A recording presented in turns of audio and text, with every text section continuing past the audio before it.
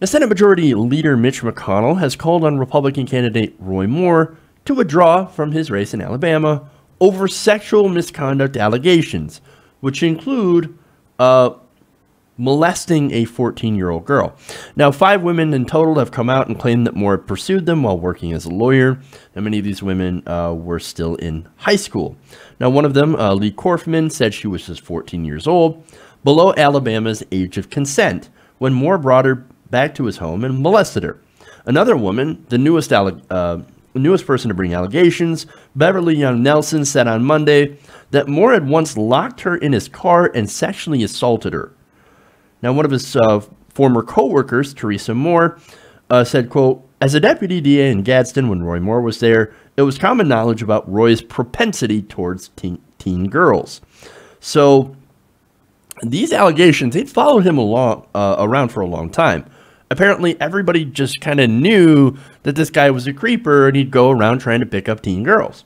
Now, in light of these allegations, there's a lot of Republican politicians that have decided to come out against Roy Moore.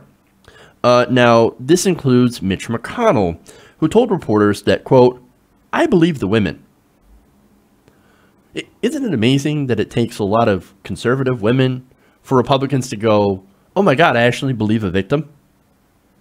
Again, this is a party where most of them are like, "No, I don't believe the women at all." Hilarious. Now, he also said that Moore should, quote, "step aside." Now, Moore responds with a tweet. He said, quote, "The person who should step aside is Senate Majority Leader Mitch McConnell. He has failed conservatives and must be replaced. Hashtag drain the swamp." So that's like hilariously grade school. Okay. Mitch McConnell's like, "Hey man, look, you should step aside. These are serious allegations. And I actually do believe the women." Because look at the stories. 5 women with similar stories, all of around the similar age. And 2 of them are very problematic legally.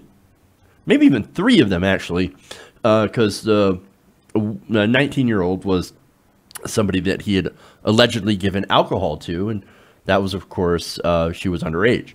But that's the least of his worries, to be honest with you.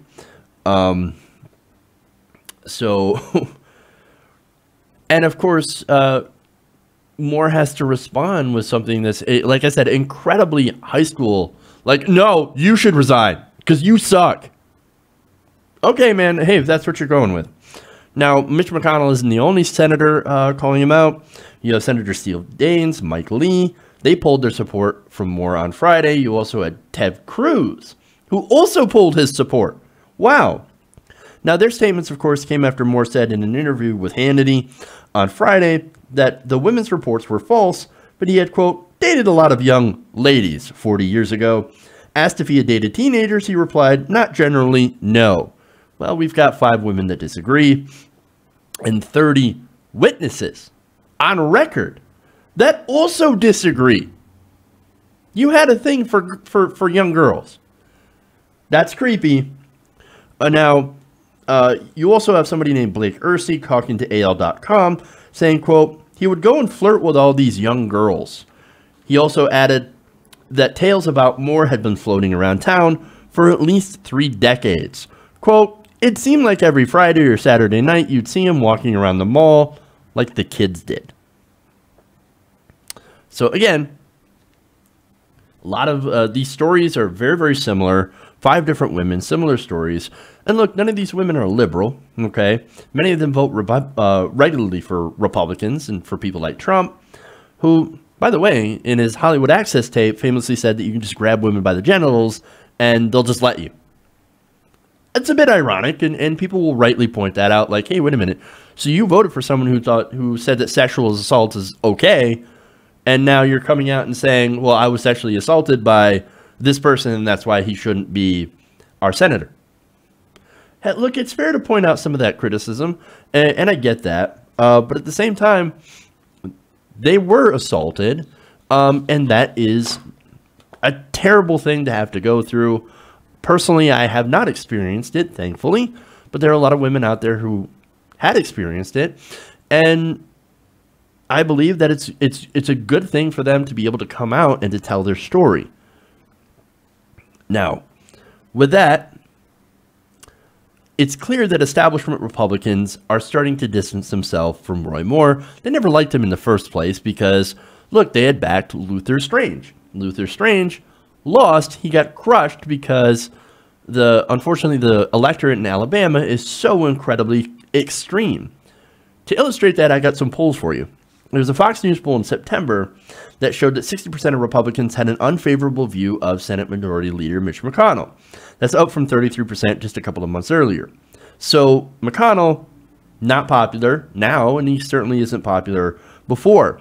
But another poll released on Monday has Moore with a 10-point lead over his opponent, Doug Jones.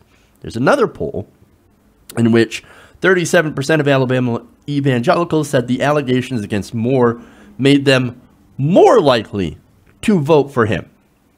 Not less likely, more likely. Like, yeah, we don't care. Oh, you go and touch 16-year-olds and 14-year-olds? Wonderful. We're going to vote for you because we have no moral center anymore. We call ourselves a Christian right, but we're not Christian at all. We're not actually following the words of Christ. I mean, come on. No, we're cool with you touching little girls. Teen girls, I should say. But nonetheless, these are the same people who want to make sure the transgenders don't get into your bathroom because what about the children? They're going to touch the children. What these three polls show is that the establishment Republicans, number one, are super unpopular with the base, right? Well, the base loves people like Roy Moore and doesn't care what they did or are alleged to have done in the past. They don't care about sexual assault. They're complete hypocrites. They don't care about women. They don't care about teenagers. They don't care about children. They don't care. They don't care. They would rather vote for this guy over a Democrat. At least he's not a Democrat. At least he's not a Democrat, right? Again, they want to keep the transgender out of the bathroom, but they want to put an alleged molester into the Senate. That's who the conservative base really is. Now, Mitch McConnell and the rest of the Republican politicians, they're actually reaping what they've sown. And look, let me go to Jeff Flake here for a minute. He said in response to a question, hey, would you still vote for, Roy Moore?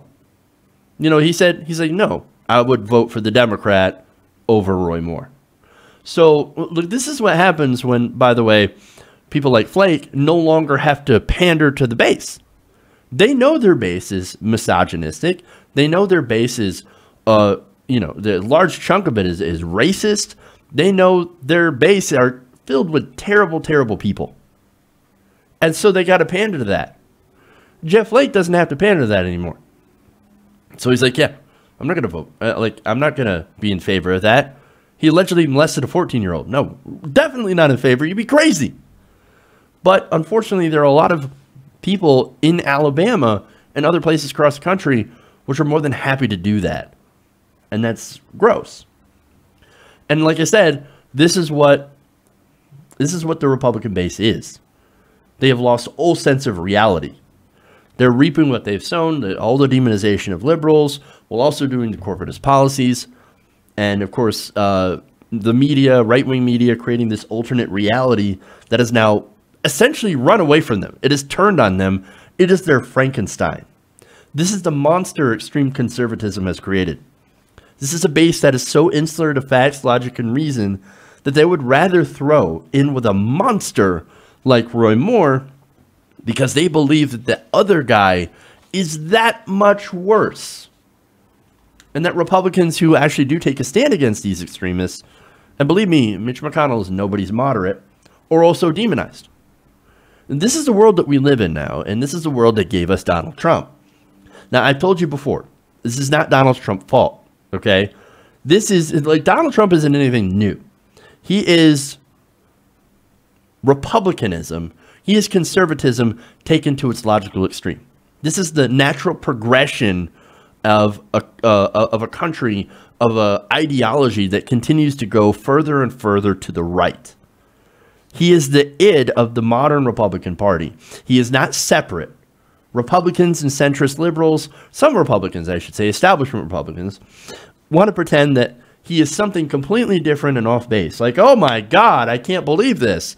He is just so different from what we conservatives actually are. I mean, Jeff Flake, he's like, going back to him, he's like, is this who we are? Is this who we are? Yes, that is who you are. They want to pretend that he's something completely different and that most Republicans don't actually believe that stuff. No. Trump's an aberration. He only won because of Russia and Jill Stein and Bernie Bros. Yes, the centrist liberals all, and that's the answer that they'll come up with. WikiLeaks is their fault. No. Most Republicans, I think a lot of Republicans are not reasonable, right? A lot of Republicans, the Republican base, adores Trump, and they do support people like Roy Moore. But the centrists are like, no. One of these days, the sensible Republicans will win. The fever's going to break. The fever's going to break. No, it's not going to break. This is the problem, okay? And there's a couple of problems with that narrative from the centrist liberals. That absolves Democrats from losing, right? For one. And number two, it helps their argument of, hey, if we only just moved further to the right, we can meet the Republicans head on and we can do some policy together. We can be bipartisan if we just move more their way. No. Look, these people defend child molesters. There is no middle ground anymore. And the day we consider Mitch McConnell a sane, moderating voice because he's standing up against an accused pedophile, which for some reason is now being touted by the base, you know things are messed up in today's world. That's the problem.